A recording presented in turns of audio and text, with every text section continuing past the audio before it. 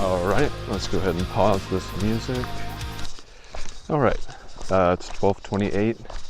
I hope this is audible.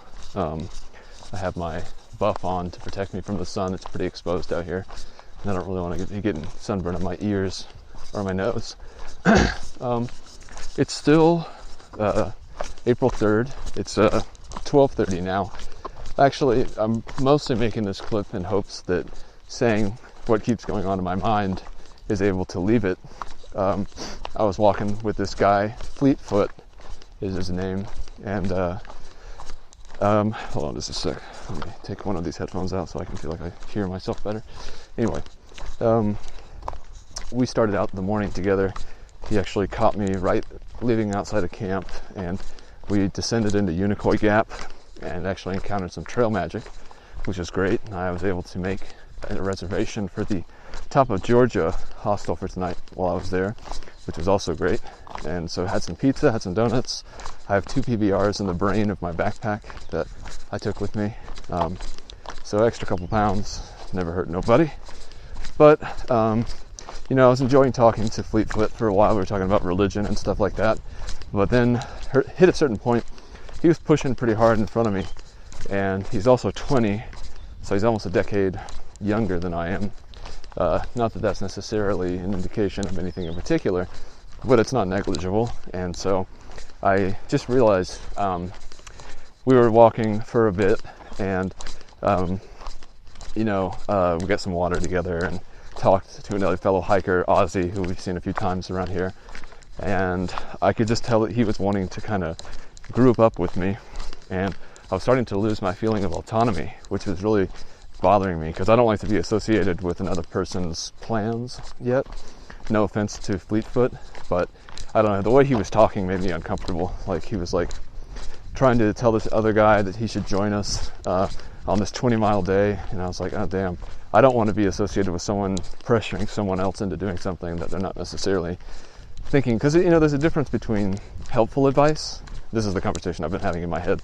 There's a difference between helpful advice, such as, on a freezing night, you should sleep with your Sawyer. Telling someone that's totally fine. But telling someone that they should, do something in their day that isn't purely selfless, like where they should stay.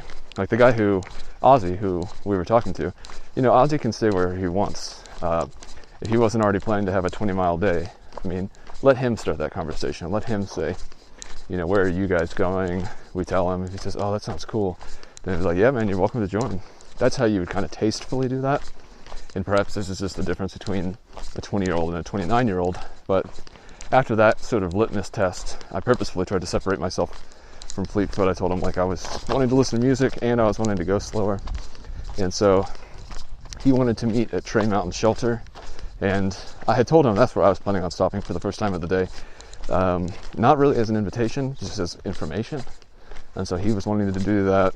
And so I just didn't stop at that shelter. And I'm totally at peace with telling him that I felt like I was losing my autonomy. And so, using my I statements to, give a shout out to Dan Harmon, giving a shout out to his psychologist. This is what I needed to do. I needed to separate myself from him because I really didn't like the feeling I was having in the hike. I was having to keep up with this guy, feeling like I had to, because we were having a conversation and we hadn't really said goodbye. But, I'll stop at whatever the shelter is next. I don't remember which one it is. I plan on taking a look at the AWOL map here soon, figuring out at the next landmark. So that's that. What is this? I'm still picking up trash. I just found an interesting one. I have no idea what this is. It's kind of weird. Since I'm looking down anyway, it's pretty easy to find. But I feel a little bad about just kind of dissing him, even though I wanted to and needed to and wouldn't have liked the alternative. I suppose the most diplomatic solution would be to tell him that to go into Trey and to inform him that I was going to go on. But I also don't mind having that conversation later today. Plus, I don't know, it was too soon to have that conversation. I would not want to turn it into an altercation where he might take offense to it.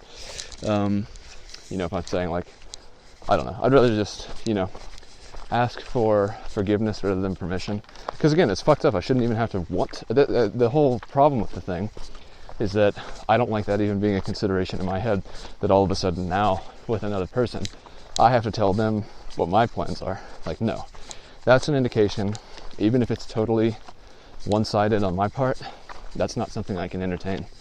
So again, I intend on having this conversation with him later tonight, because we are staying at the same place. He was wanting to share pizza. It was all just too much planning together. I don't like it. It's too early. I don't know. And I do feel a little bad because he helped me to free my bear line last night. I'd gotten it snagged. And I didn't ask him to. So for what that's worth, he did that of his own free will. But I did tell him I owed him one. And we had a conversation about religion. So consider the score settled, my friend. In any case, I'm sure all is well. But when I was in Japan, I remember there was a day that a group of us exchange students, we went to Hakone, which is like famous for onsens. And there was another Japanese student who was sort of like effectively a, what's it called? What are those people who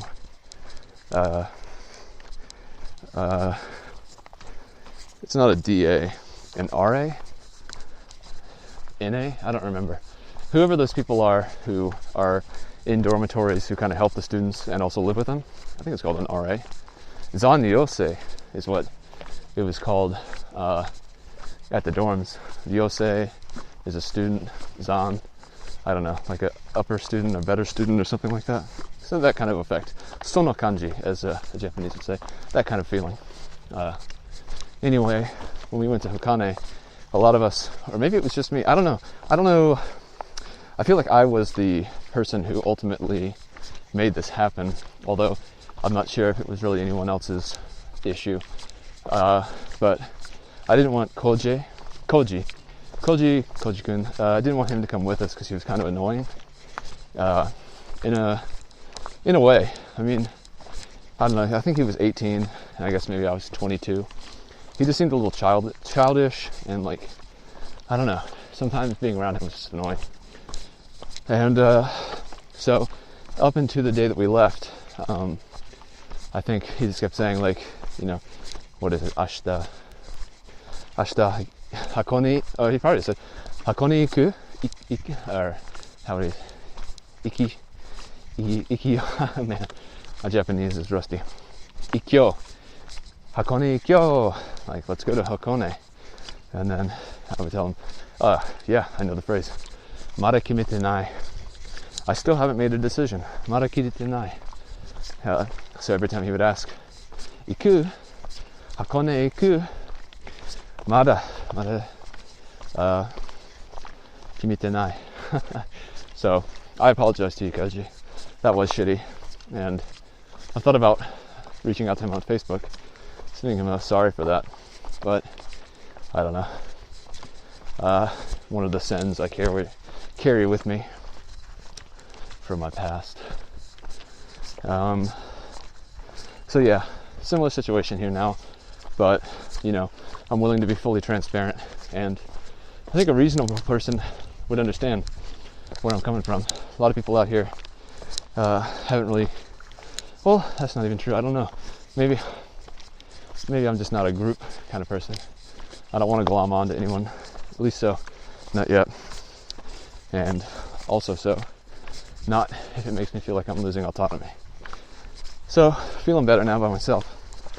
No one in front of or behind me, which is how it's been for the days I've been out here, which I guess now is 30, 31, 1, 2, so I'm on my 5th day now. So, yeah, I've had 4 days of relative solitude while hiking, and I've really enjoyed that. I just don't want to check in with anybody. Not right now. It's too soon for that. So, yeah. Hopefully, when I go back to listening to my music, I will have exercised myself from that thought, perished the thought. But this is sort of the group dynamics that occur out here for sure. Some people perhaps don't want to be alone, or want to have a certain kind of person to talk to, or whatever it may be. I know in the Backpacker Radio podcast, this is actually an entire episode's worth of content. It's just like group dynamics. It is a factor out here because, a lot of people, a lot of different lifestyles coalescing into one place. I am excited to finally be in a Wi-Fi area. I assume top of Georgia will have Wi-Fi, so I can finally upload some clips and submit my clips to Backpacker Radio, check email, check all that stuff. It's been a while, 5 days, since I've really thoroughly checked all the things I used to check. So not a super long time, but long enough that something could have happened where it would be good to know about it. An email about a bill or something like that. I don't really see a point to checking YouTube stuff, so perhaps I should remove that from the agenda altogether, just because I'll never be able to watch all the videos that I'm going to miss in the next month that I'm out here, God willing. And I don't really think I'd want to. It's a lot of time, and I don't know when on earth I'd ever be able to find that much time. So, for what it's worth, that was a thought I was having just now, and it's still pretty poignant at the moment, so I figured better capture it now than talk about it later today, potentially after the fact. Like, if I do see him later tonight, I tell him I probably wouldn't be able to explain the full complexity of the situation in the same, I wouldn't call this vivid detail, but at least it's experiential and current detail. So yeah, I'm out here again. Wouldn't mind catching up with Emily. She left super early this morning. I'd be curious to hear what her plans are for the day. But, this has been a lesson to me. I want to be very respectful of the subtleties of the conversations, I think, when people want to know something, when people want help, I think it's obvious, the person, unless they're cripplingly shy, I think they will give, positive signs. And there's a difference between that and someone who's just being polite and hearing you out, and I think as you get older, you can distinguish the difference between those subtleties, or at least you can err on the side of being respectful. Just wait for someone to ask you and go from there. Let them set the table. If the situation is you could potentially tell them something. I don't know. It's very subjective and case by case, but again, this is kind of where my head's at right now. I'm excited for that shower, man. I smell, period. But I'm glad I have this mask on, so at least I am not getting as burnt as I might. So, take a stop real quick. 13 minutes, that's not bad. I'll stop it here for now and get back to you sometime later. Bye.